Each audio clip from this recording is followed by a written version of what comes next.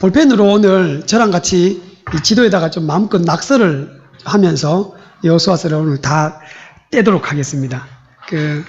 자, 이 지도 혹시 못 받으신 분 있으면 이렇게 표시해 주시면은 뒤에 전사님께서 나눠주실 겁니다.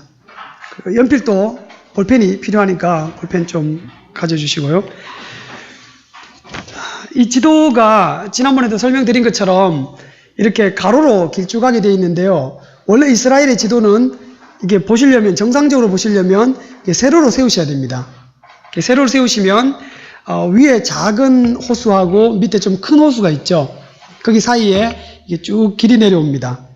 이게 제가 조금 더 선명하게 보이기 위해서 테두리하고 호수 그리고 요단강을 조금 더 선명하게 그렸습니다. 나머지 글자가 잘 안 나오는 거는 그냥 이 시간 좀 아쉬워도 그냥 이렇게 위치만 대충 파악을 하는 걸로 오늘 좀 목표를 삼도록 하겠습니다. 요거를 그리실 때는 다시 이렇게 눕히는 게 조금 더 편하실 수 있습니다. 그래서 이게 지금 우리가 지금 앉아 계시는 의자 앞에 있는 작은 뭘 적을 수 있는 칸도 좀 적잖아요. 그죠? 그래서 요걸 약간 눕히시는데, 생각으로는, 이게 이렇게 세우는 게 북쪽이다. 위가 북쪽이고, 아래쪽이 남쪽이다. 생각하시면, 요렇게 다시 눕혀서 이렇게 저랑 같이 한번 보셨으면 좋겠습니다. 여호수아서는 1장부터 시작해서 마지막 장까지 이제 이스라엘이 하나님께서 약속하신 땅, 가나안 땅을 어떻게 정복하고 차지할 수 있는가를 보여주는 성경입니다.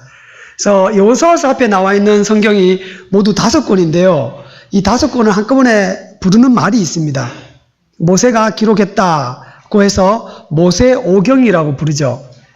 한번 해볼까요? 제일 처음에 나온 5권, 창세기, 출애굽기, 레위기, 민수기, 신명기. 모세오경의 5권은 각각 한 권씩 이렇게 중요한 여러 가지 교훈이나 의미가 그리고 저희들에게 주시는 메시지가 있지만 이 5권은 사실상 이렇게 하나의 덩어리로 볼 수가 있습니다. 그래서 모세오경이라는 한 권의 성경 안에 5권의 시리즈로 되어 있다고 그렇게 보셔도 좋습니다.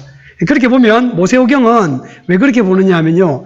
하나님 나라라는 주제를 저희들에게 선명하게 보여줍니다. 그래서 창세기부터 시작해서 하나님의 나라가 어떻게 구성되어 가느냐 그러면서 하나님 나라에 대한 요소들을 쭉 설명하는데 마지막에 나와 있는 5번째 성경인 신명기는 모세오경을 지금 받아들고 있고 읽고 듣고 그 모세오경의 시대를 살아가는 1차 독자들에게는 신명기는 사실상 미래 이야기입니다. 그러니까 신명기는 너희가 장차 얻어서 살 그 땅에 너희가 들어가서 어떻게 살아야 되느냐라는 겁니다. 그래서 땅을 얻었을 때 너희들이 어떻게 살아야 되느냐 해서 그 땅을 살아가는 비결을 신명기는 보여줍니다. 그래서 조금은 미래형이에요. 미래형. 모세오경은 출애굽하고 있는 이스라엘 백성들이 1차 독자였습니다. 그래서 출애굽한 이스라엘 백성들이 장차 들어가서 얻을 땅, 가나안 땅에서 어떻게 살아가느냐 신명기인데 그 신명기가 실제로 완성된 것이 여호수아서입니다. 그러니까 창세기, 출애굽기, 레위기, 민수기, 신명기까지가 5권의 성경인데 5경인데 여기다가 여호수아서가 딱 붙으면 학자들은 이거를 6권의 성경이라고 해서 6경이라고도 부릅니다. 물론 모세 6경이라고 부르진 않지만 그만큼 모세 5경과 여호수아서는 떨어질 수 없다는 뜻입니다. 어떤 뜻이냐면 신명기는 미래 얻을 땅인데 여호수아는 이제 지금 그 땅을 얻어가는 거죠. 그거를 여호수아서가 잘 보여주고 있습니다. 그래서 하나님의 나라를 얻어가는 방법을 쭉 보여주는 게 여호수아서입니다. 제가 첫날에 말씀을 드렸는데 여호수아서는 크게 4가지의 덩어리로 나눠볼 수 있다고 그랬죠. 동사인데요. 모두 명령형입니다. 제일 첫 번째는요. 요단강을 건너가라. 그래서 건너다. 여기다 한번 써보겠습니다. 그 요단강을 건너가라라는 이 건너다라는 아이고 죄송합니다.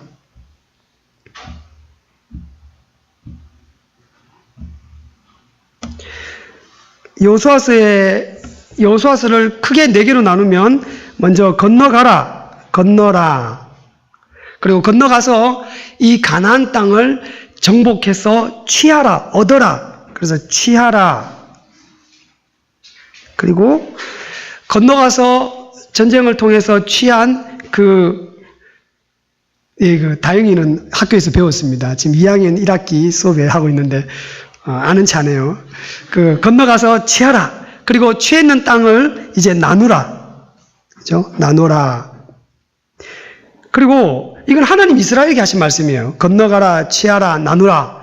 그리고 난 뒤에 여호수아가 이 모든 일을 다 완성하고 난 뒤에, 성취하고 난 뒤에 이제 이런 하나님만 섬겨라. 그래서 여호수아서는 건너가다, 취하다, 나누다, 섬기다. 이 네 가지의 중요한 동사, 명령형으로 여호수아서를 나누어서 볼 수가 있습니다.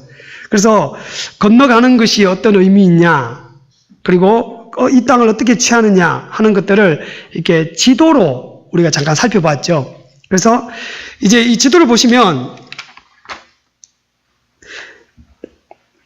갈릴리 바다와 그리고 염해, 소금 바다를 북쪽에서 남쪽으로 흘러내려오는 이 강이 요단강입니다.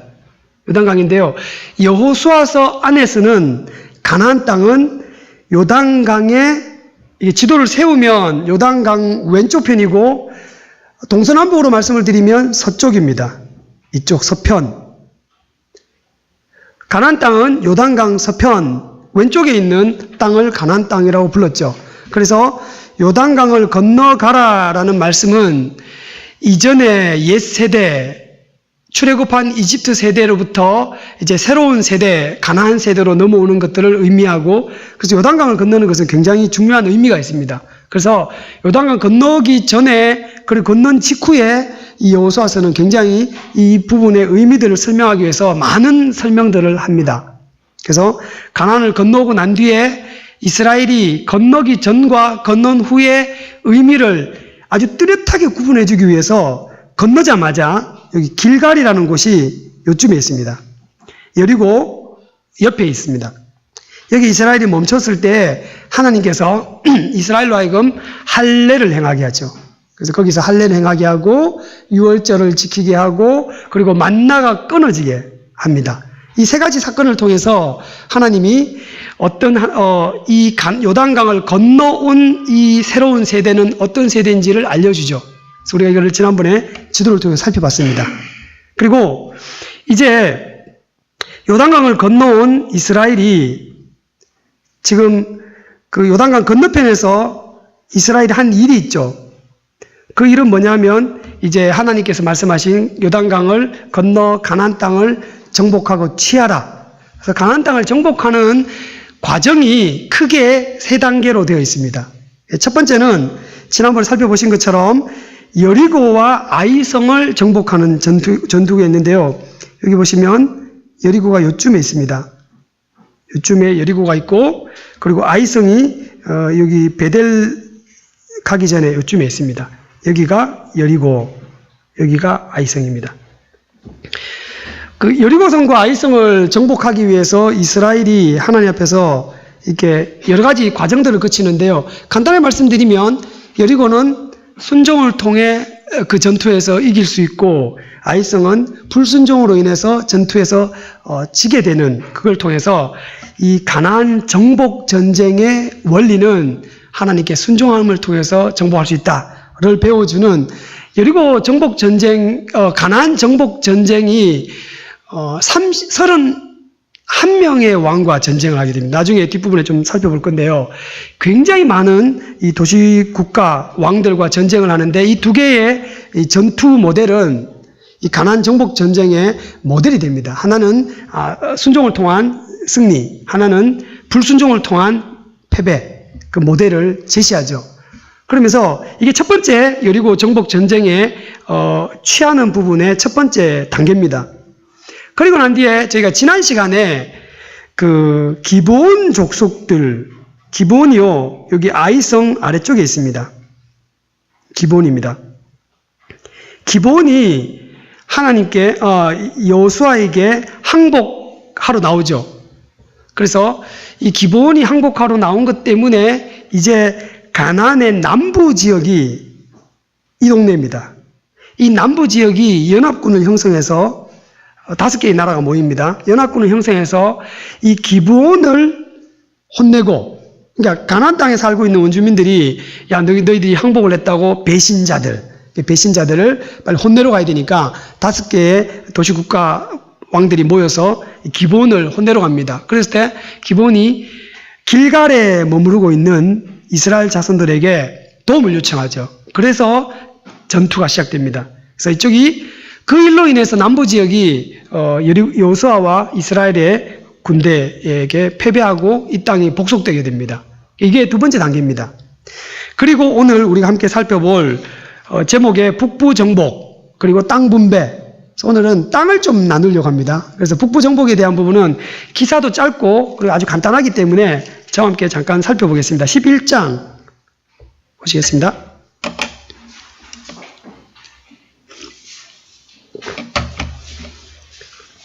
그 가나안 땅을 정복할 때 여러 가지 전투가 있었는데요. 그 전투의 세 번째 단계입니다. 첫 번째는 여리고와 아이성 전투를 통해서 가나안 정복 전쟁의 모델을 제시하고, 두 번째는 남부 지역을 정복하고, 세 번째는 이제 북부 지역을 정복하는데요. 11장 1절에 보시면요, 하솔 왕 야빈이 이 소식을 듣고, 여기서 말하는 이 소식은 이 남쪽 지역에 있는 나라들이 이스라엘 족속들에게 복속되는, 패배하게 되는 소식을 듣고, 북쪽에 있는 하솔 왕 야빈이 소식을 듣고 연합군을 구성합니다. 하솔이 어딨냐면요, 지금 나눠드린 지도 아마 잘 안 보이실 텐데요, 갈릴리 바다를 찾으셔서 이렇게 눈에 힘을 막 주시면은 여기 하솔이 보입니다. 혹시 제가 글씨를 최대한 확대했는데요, 보이시죠? 하솔. 그러니까 하솔이 어느 만큼 높이 있느냐면요, 아주 저 북쪽이죠. 아주 북쪽에 있는 하솔 왕 야빈이 그 동네에 있는 사람들을 다 모읍니다. 멀게는 지도 밖에 벗어나는데요, 이렇게 북서쪽 쪽으로 그 유브라데스 강 어귀에 있는 그 동네까지 다 끌어모읍니다. 그래서 이 동네에 있는 나라들이 모여서 메론 물가에 모이는데, 메론 물가는 이게 추정하는 위치인데요, 대충 여기는 표시가 안 되어 있는데요, 이쯤 됩니다. 이게 이제 정확한 위치는 아니고요, 추정하는 위치입니다. 여기 다 모여서 이스라엘을 상대로 이제 대규모의 전투를 벌이기 위해서 다 모였습니다, 연합군이. 그때 11장을 자세히 보시면 하나님께서 이렇게 말씀하시죠. 6절에 보십시오. 자, 5절부터 제가 읽어보겠습니다. 이 왕들이 모여 나와서 이스라엘과 싸우려고 메론 물가에 함께 진쳤더라.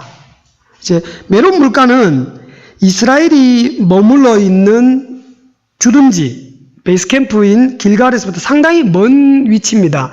대략 한 150km 멀리 떨어져 있는데요, 이 먼 거리에 있으면서 함께 모여서 이제 엄청나게 군대를 이끌고 내려와서 진격하려고 하는 그 시점에 하나님께서 6절에 보시면 여호와께서 여호수아에게 이르되 두려워하지 마라, 그러면서 그들을 내가 너에게 맡겨서 몰살시킬 것이다, 아주 전멸시킬 것이다 해서 여호수아가 8절 9절에 보시면 그죠, 쭉 올라가서 격퇴합니다. 그러니까 잘 보시면 여호수아가 군대를 이끌고 이렇게 올라갑니다.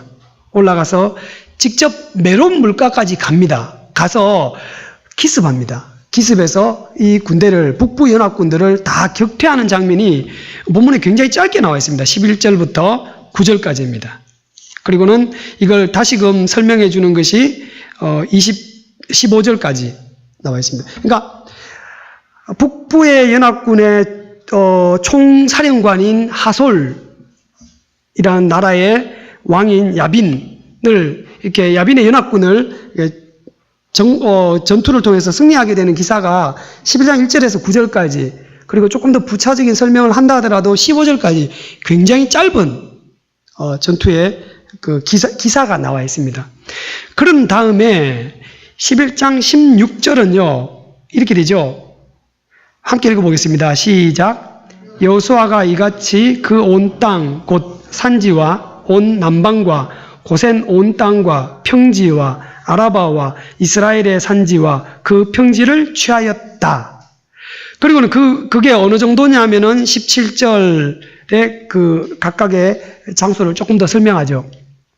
11장 16절은요, 앞에서 여리고 전투부터 시작해서 방금 우리가 살펴봤던 북부 지역, 그러니까 북부 지역에 대해서 우리가 지도로 꼼꼼하게 살피지 않을 만큼 굉장히 허술하게 설명되어 있습니다. 사실은 여기에 모여있는 연합군들이 굉장히 많음에도 불구하고 굉장히 짧게 설명되어 있고, 여리고 아이성 전투를 제외하고는 굉장히 대충 설명합니다. 그죠? 이 두 개 크게 남부 지역을 정복하고 북부 지역을 정복하는 전쟁의 기사들은 되게 짧습니다. 그런 다음에 11장 16절은요, 이와 같이 이제 가나안 땅을 다 정복했다라는 그런 기사가 나와 있습니다. 그리고는 11장 16절부터 시작해서 이제 이 정복한 도시들을 열거하기 시작합니다.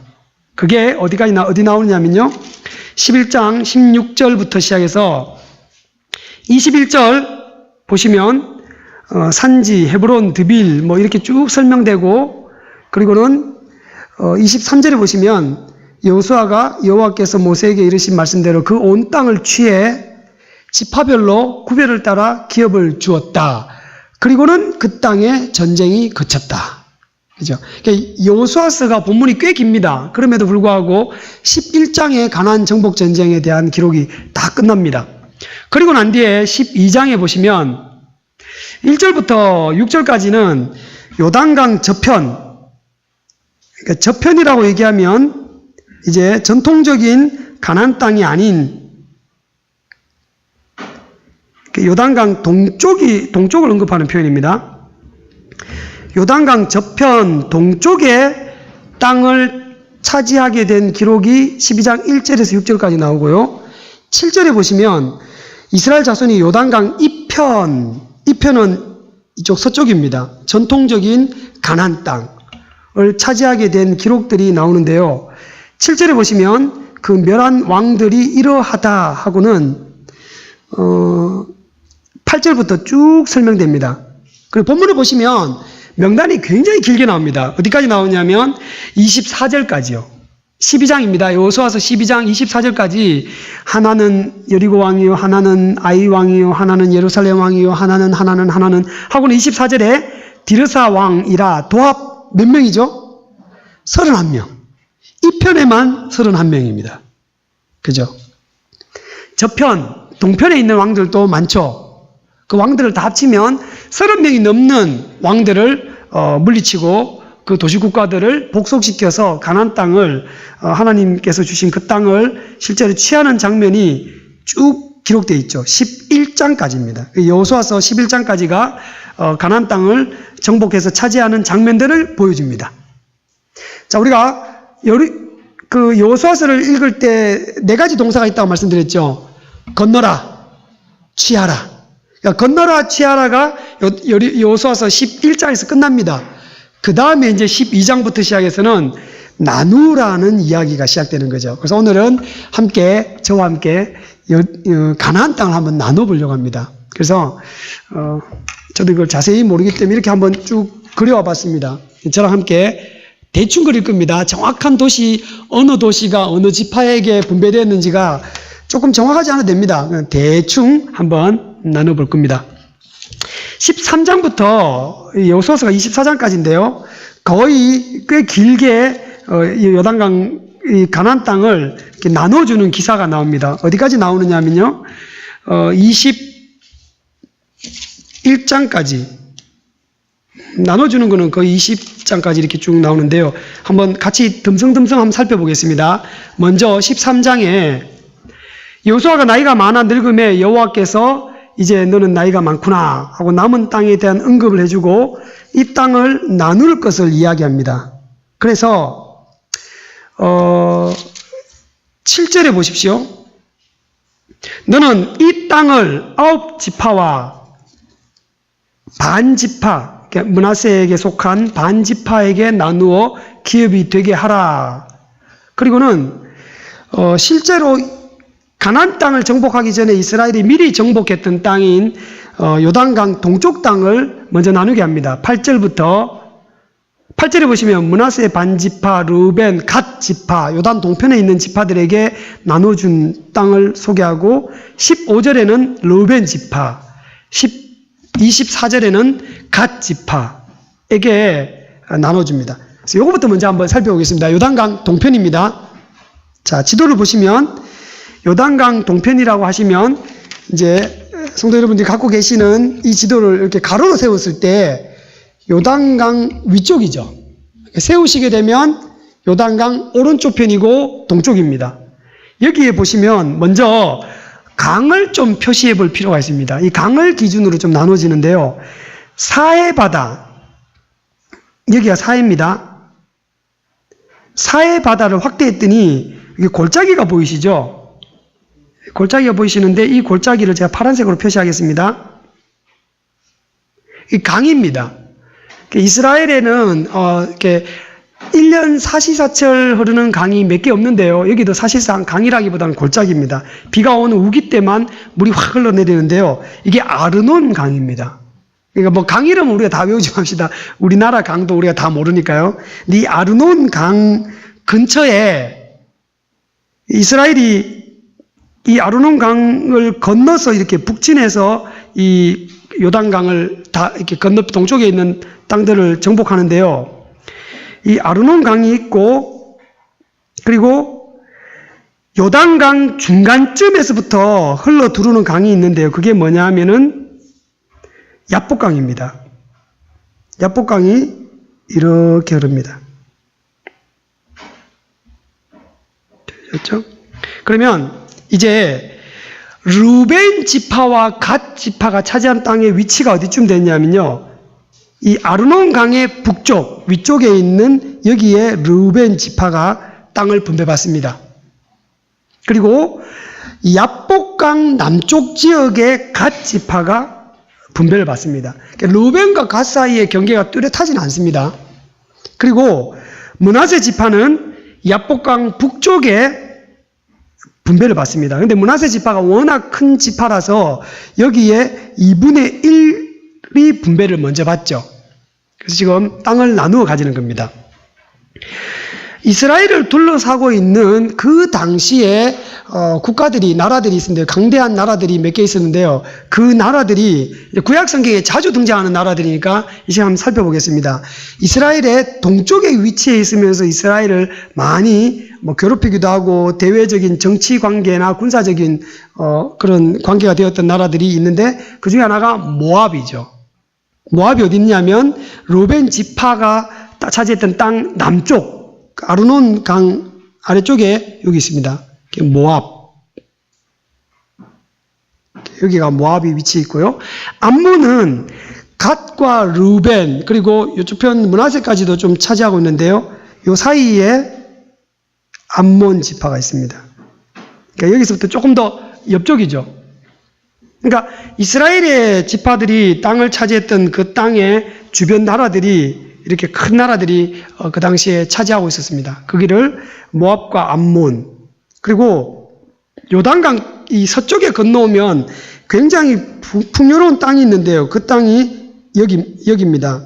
여기가 아주 전통적으로 강력했고 이스라엘에게는 가장 무시할 수 없는 가장 강력한 나라인 블레셋이 여기 있습니다. 그래서 지금 이스라엘 땅을 차지하는 나누어 가지게 되는 이 과정에 주변에 있는 나라들이 이렇게 모압, 암몬, 블레셋이 있는 상태에서 요단 가나안 땅을 차지하게 됩니다. 거기까지가 바로 13장 8절부터 마지막 절까지 나와 있습니다. 그래서 설명하는 게 그거죠. 8절에 므낫세 반지파, 르우벤, 갓 지파들이 그 전에 차지했던 땅을 나누어 가질 때 요단강 건너편에서 르우벤, 갓, 므낫세 지파들에게 나눠줍니다. 그리고는 오늘 주보에 나와 있는 14장부터는 사실상 가나안을 정복하고 난 뒤에 이 가나안 땅인 요단강 서쪽 왼쪽 지역에 있는 그 지역들을 이렇게 나누는 장면들이 쭉 설명되어 있습니다. 지금 15장에 보시면요. 14장은 잠깐 건너뛰겠습니다. 유다 자손의 지파가 그 가족대로 제비를 뽑아 남쪽부터 시작해서 쭉 제비 뽑아 나누는 장면이 쭉 나옵니다. 그러니까 유다 지파의 땅을 경계부터 한번 그려보겠습니다. 유다 지파의 땅은 도시별로 이렇게 시간이 좀 충분하면 도시별로 살펴보면 좋겠지만 대충 그리겠습니다. 이제 저랑 함께 한번 그려보시죠. 지금부터. 아까부터 이렇게 쭉 그리시면 좋겠는데 여리고가 있는 지역을 살짝 지나갑니다. 제가 그냥 먼저 그려놓고 설명드릴게요. 요렇게 와서 이 예루살렘이 유다 지파의 가장 북쪽 경계가 됩니다. 지금 다시 그려드리겠습니다. 예루살렘 위치부터 한번 파악해드리겠습니다. 예루살렘 여기입니다. 보이시죠? 예루살렘이 이렇게 있으면 예루살렘을 아주 이렇게 절묘하게 비껴가셔야 돼요. 요렇게 내려와서 요렇게 비껴가신 다음에 뭐 대충 그리는 거니까요. 이렇게 이래서 옆바까지. 이게 유다의 북쪽 경계 지역입니다. 그러니까 여기다가 요 아래다가 유다라고 써주십시오. 유다 지파가 굉장히 큰 땅을 차지하죠. 그죠? 땅의 범위가 굉장히 큽니다. 그리고 16장에 가시면요. 16장에 가시면 15장 전체가 유다 지파의 땅들이 쫙 설명되어 있습니다. 16장에 가시면 요셉 자손이 제비를 뽑아 그리고 요셉 자손들의 땅을 분배하는데요. 그 요셉 지파가 있는데 요셉 지파가 어느 지파인지 혹시 아시겠습니까? 자, 우리가 흔히 이제 12지파를 이야기할 때 크게 두 가지 분류법이 있습니다. 하나는요, 이스라엘의 지파를 이야기할 때는 그 이스라엘인 야곱의 12아들들, 그죠? 르우벤부터 시작해서 저기 막내 베냐민까지 쭉 얘기할 때 12명을 얘기할 때는 요셉이 11번째 들어가죠. 그럼 요셉을 넣어서 요셉 지파라고 얘기합니다. 흔히 우리가 성경을 얘기할 때 요셉 지파라고 얘기하면 에브라임과 므낫세가 요셉의 아들들인데도 불구하고 이걸 이제 나중에 삼촌들하고 함께 땅을 같이 나누어 가지는데요. 우리가 그 성경에서 12지파를 얘기할 두 분류법 중에 그냥 이스라엘 족속이라고 얘기하면 주로 요셉 지파를 에브라임과 므낫세를 집어 넣어서 12명을 구성하고요. 땅을 분배하고 땅과 관련될 때는 이 요셉을 두 개로 나눕니다. 두 개로 나누어서 므낫세와 에브라임을 넣어갖고 그렇게 해서 12개를 맞춥니다. 그런데 12개 맞아지는 이유가 뭐냐면 요셉이 두 개로 나눠버리면 13명이 되는데 거기서 레위를 빼죠. 그러니까 지금 땅을 분배받을 때 하나님이 여호수아서에 보면 레위 지파를 빼고 그러면 11개가 지파가 되는데 요셉 자손에게는 두 몫을 줍니다. 그러니까 구약에 보면 두 몫을 준다. 갑절의 몫을 준다는 말은 장자로 인정한다는 얘기입니다. 요셉이 실제로 이스라엘에게 땅을 분배받을 때는 장자와 같은 역할을 했다라는 것입니다. 그래서 에브라임 지파와 므낫세와 에브라임은 아버지가 요셉인데 요셉의 형제들과 함께, 즉 삼촌들과 함께 땅을 같이 나누어 갔습니다. 그래서 16장에 보시면 요셉 자손이 제비를 뽑았다. 그래서 4절에 보시면 요셉 자손 므낫세와 에브라임이 그 기업을 얻었더라 하면서 5절에 에브라임 자손이 나누어 가진 땅, 17장 1절에 므낫세 지파들이 나누어 가진 땅, 이거를 쭉 설명합니다. 그게 17장까지죠. 그래서 먼저 에브라임 지파의 남쪽 경계와 북쪽 경계를 대충 한번 그려보겠습니다. 어디냐면요, 이렇게 여리고 근처입니다. 이렇게 내려와서 이렇게 간 다음에 이렇게 올라갑니다. 그러니까 여기가 요셉 지파의 남쪽 경계입니다. 이 중간에 누가 차지하느냐는 나중에 제가 설명을 드리겠습니다. 자, 그러면 여기가 요셉 지파인데요. 요셉 지파가 아까 에브라임과 므낫세가 땅을 또 따로 나눠 가지죠. 그래서 에브라임 지파는 대충 세겜 직전에 이렇게 와서 이렇게 그리자면 이렇습니다. 요게 에브라임 지파 겁니다. 에브라임. 그리고는 요셉 지파는 에브라임과 므낫세라고 되어 있는데 므낫세 지파는 에브라임 지파의 북쪽의 땅을 갔습니다. 그래서 므낫세. 아까 2분의 1 지파가 동쪽의 땅을 가졌죠. 나머지 2분의 1 지파가 여기의 땅을 나눠 가집니다. 2분의 1 지파.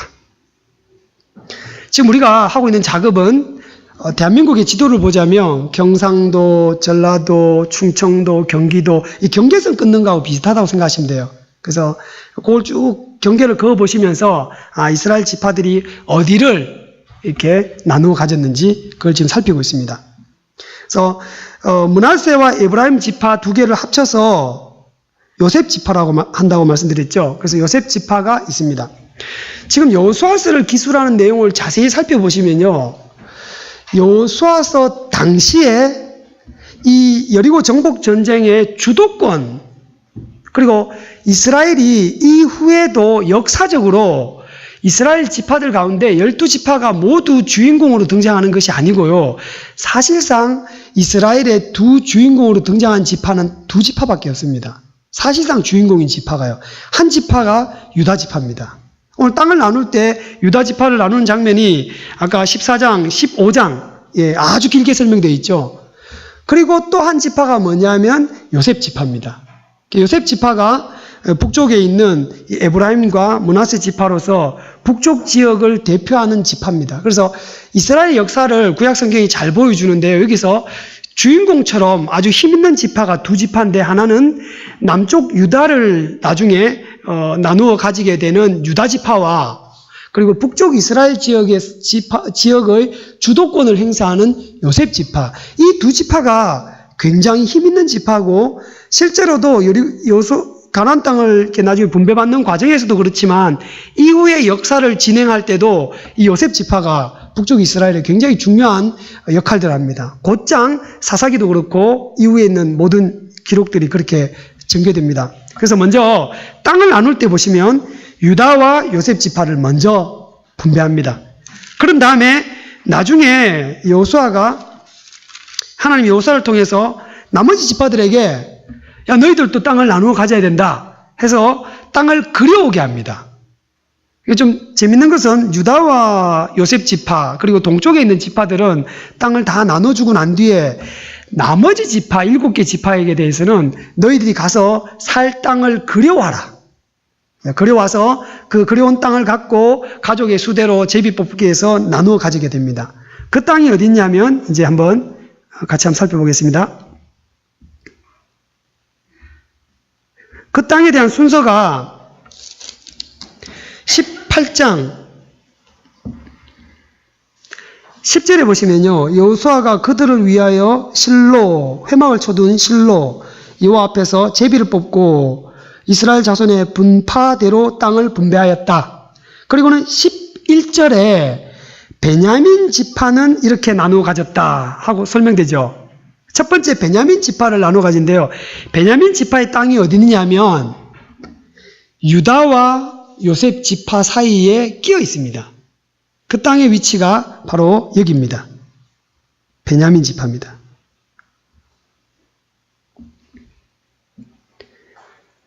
그래서 베냐민 지파를 쭉 설명하고 있는데 19장에 보시면요. 둘째로 시몬 지파의 땅을 쭉 소개합니다. 9절까지요. 시몬 지파는 아주 공교롭게도 유다 지파 이 아래쪽에 땅을 차지합니다. 시몬 지파 이렇게 차지하는데요. 나중에 시몬 지파는 사실상 유다 지파에 편입되고 맙니다. 시몬 지파 자체가 유다에 편입되고 말죠. 솔로몬의 아들 르호보암 시대에 이스라엘이 두 개의 나라로 쪼개지죠. 솔로몬의 신복이었던 여로보암과 솔로몬의 아들이었던 르호보암이 각각 두 개의 나라를 나누어 가지게 됩니다. 물론 이게 이제 하나님께서 이걸 이렇게 찢어버리시는 장면이 자세히 설명되어 있는데요. 여기 보시면 남쪽 유다가 2개 지파만 남쪽 유다에 속해 있고 나머지 10개 지파가 북쪽 이스라엘에 속하게 되죠. 유다와 함께 남쪽 유다 지파를 형성했던 지파가 어느 지파입니까? 베냐민. 감사합니다, 권사님. 베냐민 지파가 여기 있죠. 지금 살펴보신 것처럼 유다와 베냐민. 그죠? 여기에 있고, 그럼 시몬 지파는 북쪽 이스라엘 지파일까요? 남쪽 유다 지파일까요? 그죠? 원래 나눠 가지기에는 시몬 지파가 북쪽 이스라엘에 속해 있죠. 근데도 불구하고 지리적 여건이 남쪽에 속해 있습니다. 그러니까 왕래가 안 되고 내왕이 안 되니 이렇게 되니까 시몬 지파는 점점점 남쪽 유다 지파에 복속되고 맙니다. 그래서 사실상 북쪽 이스라엘은 9개의 지파가 하나의 연합국을 형성하고 남쪽 지파는 사실상 3개의 지파가 형성됩니다. 그러나 이제 역사적으로는 2개와 10개로 나눠지게 되죠. 그 다음에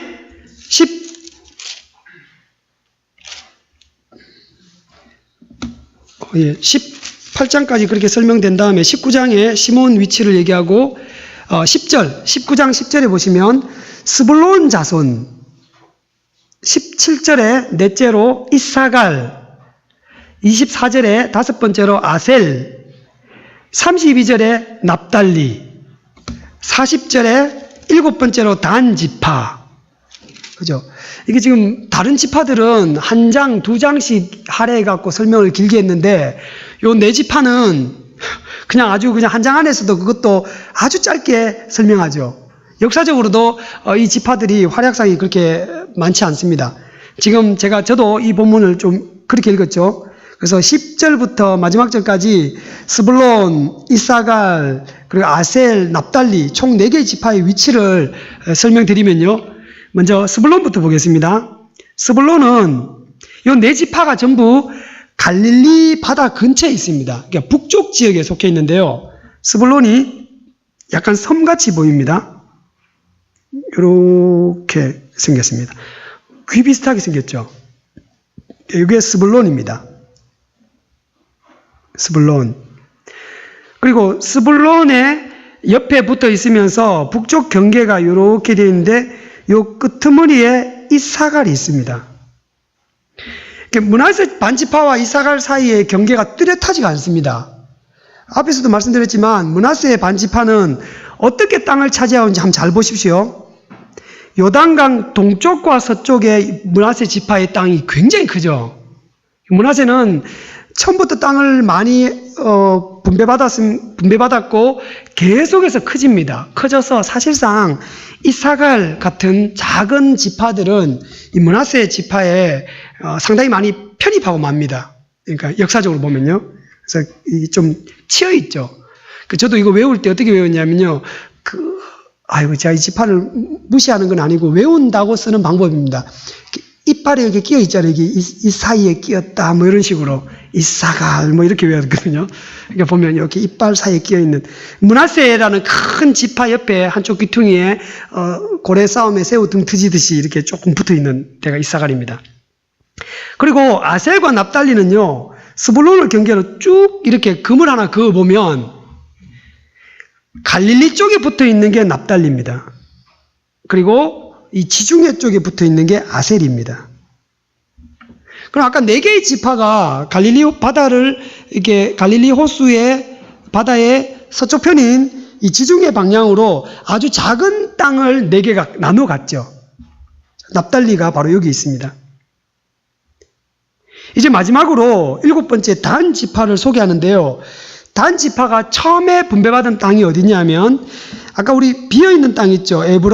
요셉 지파와 유다 지파의 마치 완충 역할을 했던 땅인데요. 베냐민이 있었고 그 옆에 비어있죠. 여기가 단 지파 땅입니다.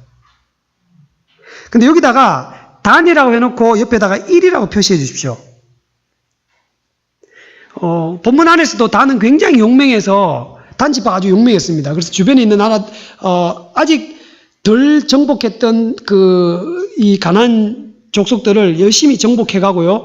나중에 사사기에 의하면 단 지파가 북쪽으로 이사를 합니다. 이 땅을 다 버리고요. 버릴 수밖에 없는 이유가 옆에 막강한 블레셋이 있다고 말씀드렸죠. 이 블레셋의 등살에 못 이겨서 이 땅을 사실상 분배받은 땅을 포기하고 이 땅을 포기하고 북쪽으로 갑니다. 그래서 지도에 보시면 여기 그 갈릴리 북쪽 끝에 올라가시면요. 갖고 계신 지도의 제일 왼쪽 편에 보시면 눈에 힘을 빡 주시면 보입니다. 거기 보시면 단이라고 보이죠. 단, 라이스 이렇게 돼 있죠. 여기다가 옆에다가 단이라고 적으시고요. 2라고 적으십시오. 단이 나중에 북쪽으로 이사한 다음에 이 땅에 사실상 단이 이스라엘의 그 나머지 천년 역사 동안에 살아갔던 지역은 바로 갈릴리 북쪽입니다. 원래 분배받은 땅은 블레셋 옆에서 사실은 굉장히 용맹한 지파였기 때문에 아마 여기다가 배치를 해두고 블레셋과 이렇게 마주대해서 이 블레셋의 위협을 이렇게 강하게 저항해냈었는데 사사기를 보면 이 안타깝게도 이게 단 지파가 다 도망을 가고 맙니다. 여기까지가 이스라엘이 가나안 땅을 이렇게 나누어 갖는 장면들입니다. 지도를 한번 자세히 보시면 이제 눈에 약간 보이시죠? 그래서 앞으로 이렇게 구약에 있는 여호수아서 이후에 이제 앞으로 구약 성경에 이스라엘이 분배받은 땅, 사실은 하나님께서 이스라엘의 땅을 분배하고 난 뒤에는 이 땅의 경계선이 되는 지게석이나 경계 표시가 되는 것들을 못 옮기게 했습니다. 옮기면 안 돼요. 이 분배받은 땅은 영원히 그 지파의 땅이 되는 겁니다. 그래서 계속해서 그렇게 했어야 되는데 오늘 우리가 오전 예배 때 호세아서를 통해서도 그렇지만 이게 너무나 쉽게 땅을 사고 팔기도 하고 실제로 악한 방법을 통해서 힘 있는 자들이 그 땅을 쉽게 취하는 장면들이 나오죠. 실제로는 희년을 통해서 이 땅이 자동으로 자기의 땅으로 돌아가야 되는데 그렇지 못한 경우가 아주 많습니다. 잘 안 지켜졌습니다. 땅을 빼앗긴 지파들이 자손들이 아주 많습니다. 여기서 우리가 이렇게 이 땅의 위치들을 보시면서 납달리, 이사갈, 아셀, 스불론 같은 지파들이 사실상 성경에 보시면 많이 두각을 드러내지 않습니다. 구약 성경에서는요. 아주 변방에 속합니다. 이게 구약 성경 전체적으로 이 변방에 속하던 그 지역에 갈릴리가 있죠. 예수님이 어린 시절부터 예수님이 사실상 공생애의 상당수 사셨던 땅이 바로 이 땅입니다. 그죠? 그래서 선지자들이 이 땅에 메시아가 온다라고 얘기했을 때 이 주류 사회가 어디입니까? 유다와 에브라임이지 않습니까? 유다와 그 요셉 지파. 이 주류 사회에 있는 사람들이 무시하는 거죠. 어떻게 저런 천박한 땅에, 보잘것없는 땅에, 우리 어른들이 옛날에 그렇습니다. 옛날에 강원도 출신 분들은 용서하시고 들으십시오. 옛날에 강원도 꼴짜기 뭐 이렇게 얘기할 때 그런 땅이 바로 이 땅입니다. 여기에 예수님이 오시죠. 그래서 여기서 예수님이 공생애의 상당수 많은 부분을 생애를 여기서 사십니다. 그리고 또 한 가지는요. 구약 성경에 그 길랏 라못, 길랏 사람이라고 얘기하면서 사울과 아주 밀접한 관계가 있고, 그리고 나중에 길랏 사람들이 많이 활약하는데요. 길랏 사람들이 누구냐면 므낫세 반지파 중에서도 요단강 동편에 있는 므낫세 반지파들이 여기가 길랏입니다. 저기 빨간 글씨로 되어 있죠. 라못 길랏. 라못 길랏이라고도 하고 길랏 라못이라고도 합니다. 길랏이라는 지역이 여기인데 이스라엘이 가나안 땅을 다 분배받고 난 뒤에도 여전히 그들에게는 지역 감정은 아닌데요. 지역적 편차가 있었습니다. 그게 뭐냐면 요단강의 동쪽 땅에 있는 사람들의 정통성에 대해서 사실상 많이 좀 이렇게 인정해주지 않는 분위기가 요단 서편에 있는 사람들이었습니다.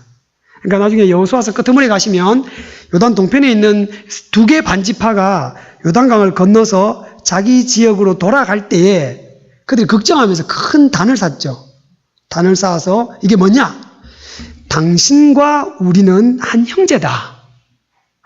그걸 좀 제발 좀 여기다가 좀 뭔가 고대에서의 돌과 돌 무드기는 영원함에 대한 상징입니다. 그죠? 큰 산, 바다, 하늘, 뭐 이런 것들은 영원에 대한 어떤 상징성이 있습니다. 그래서 돌에 뭔가를 새긴다. 하늘에 대고 땅에다 대놓고 맹세한다는 것은 영원 불변의 존재로 인식했기 때문에 돌을 쌓아놓고 요단강 동쪽과 서쪽의 그 형제 관계는 끊어지지 않는다. 이 강을 하나 놓고 있으면 이렇게 거리가 떨어져 있으면 형제라도 점점 멀어지잖아요. 역사적으로도 요단강 동쪽에 있는 지파들이 그렇게 많이 이렇게 주류 사회에서 활동하지 못합니다. 그래서 길랏 자손이라고 얘기하면 이 동네에 있는 사람들이고요. 세 번째로는 여호수아서에서는 그런 흔적이 나타나진 않지만 사사기 이후에 이스라엘 역사를 보시면 베냐민 지파의 위치가 굉장히 절묘합니다. 베냐민 지파는 그 창세기에서 베냐민이 어떤 역할을 했는지가 뒷부분에 잘 나와 있죠. 베냐민이 요셉과 그 요셉을 판 형들과의 관계 속에서 베냐민이 어떤 역할을 합니다. 창세기를 다 다뤄볼 수는 없고요. 그 베냐민이 어떤 의미에서는 요셉과 형들의 그 어떤 매개체, 중개자 역할을 베냐민이 원해서 했다기보다는 성경은 그걸 기술하고 있죠. 그래서 요셉에게 굉장히 애착이 있는, 그리고 아주 요셉의 친형제니까 그죠? 애착이 있고 아주 그가 귀하게 여겼던 베냐민이 사실상 유다 지파에 속해 있으면서 이 요셉 지파와 유다 지파 사이에 완충 역할을 합니다. 차지한 땅도 마찬가지죠. 그러니까 남쪽에 강력한 유다 지파와 북쪽에 강력한 요셉 지파 사이에서 정치적인 대립을 가져올 때에 이 베냐민 지파가 완충 지역을 역할을 합니다. 그래서 나중에 이스라엘이 이 땅을 차지하고 난 뒤에 얼마 안 돼 갖고 사실상 통일 왕국은 짧죠. 사울과 다윗 시대 통일 왕국이라고도 할 것도 없이 그냥 하나의 왕국이었다가 나중에 이게 갈라지게 될 때 베냐민이 이 사이에서 완충 역할을 한다는 것들을 좀 잘 살펴보시고요. 그 지도를 자세히 보시면 이 요셉 지파의 남쪽 경계 끄트머리에 보시면 베델이 있습니다. 제가 너무 이렇게 낙서를 많이 해서 안 보이는데요. 여기 남쪽 경계에 베델이 있습니다. 그리고 북쪽 경계에 보시면 단이 있죠. 그래서 여로보암이 두 개의 나라로 쪼개져 갖고 북쪽 이스라엘과 남쪽 유다로 갈라져 있을 때 솔로몬 성전이 남쪽 유다에 있지 않습니까? 예루살렘에. 그리고 굉장히 가까이 있음에도 불구하고 백성들이 자꾸 이렇게 남쪽으로 가서 성전에서 예배를 드리니까 여로보암이 이거 정치적으로 굉장히 곤란하다. 그래서 10개의 지파가 종교적으로 이렇게 남쪽 유다를 지지한다면 자기들의 정치적 기반이 무너지겠죠. 그래서 어떻게 합니까? 제단을 2개 샀죠. 그 중에 샀는 제단이 어디냐면 북쪽 이스라엘의 남쪽 경계인 요셉 지파의 끄트머리, 에브라임 경계인 이 베델과 그리고 저기 북쪽 경계인 단에다가 그죠? 이렇게 제단을 쌓고 이스라엘을 종교적인 어떤 그 북쪽 이스라엘의 통일성을 좀 가져오려고 했던 시도가 있습니다. 이런 지도를 쭉 보시면서 아마 이렇게 이스라엘의 역사들을 쭉 살피면 아마 입체감 있게 좀 다가와서 성경을 이해하시는데 조금 도움이 되실 겁니다. 저도 이거 지우고 나면요, 다시 그리려고 하면 가물가물합니다. 그래서 오늘 다 했음에도 불구하고, 이거 내가 위치가 어딘가, 내가 이렇게 머리가 나쁘가, 이게 절망하지 마십시오. 저는 아주 많이 그려봤음에도 불구하고 아주 뚜렷하게 잘 못 그립니다. 대충 이렇게밖에 못 그리는데요. 그렇지만 대충이라도 이렇게 한번 그려놓고 보면 다음에 지도에 이런 호기심은 있을 수 있죠. 어느 지명을 쭉 보면서 이게 어느 지파일까 하시면서 드듬드듬 찾아보시면은 성경을 이해하시는데 아주 도움이 되실 것 같습니다. 함께 찬송가 부르시겠습니다. 347장인데요. 오늘로서 여호수아서를 마칩니다. 여호수아서는 이제 구약 성경에 이스라엘 자손들이 차지했던 가나안 땅을 어떻게 차지하느냐, 그리고 어떻게 지파별로 분배했느냐, 그리고 거기서 약 1000년 가까이를 이스라엘 사람 사는 거거든요. 그래서 이렇게 가나안을 건너가고 요단강을 건너가고 차지하고 나누고 거기서 섬기는 이런 여호수아서의 기록들은 사실상 오늘을 살아가는 우리들이 신앙을 어떻게 하는지를 이렇게 잘 보여줍니다. 요단강을 건너가는 것이 어떤 의미가 있는지, 그리고 차지하는 것, 정복 전쟁이 아직도 우리에게 남겨져 있는 전쟁이고, 그리고 땅도 나누어 가지는 것, 그리고 거기서 하나님 어떻게 섬겨가는 것. 그래서 저는 찬송가 347장을 부르시면서 우리가 지금의 삶을 영적 전투라고 얘기하잖아요. 가나안 땅을 건너가야 되고 차지해야 되고 나눠야 되고 섬겨야 되는 이런 일들을 좀 그리면서 이 찬양을 한번 불렀으면 좋겠습니다.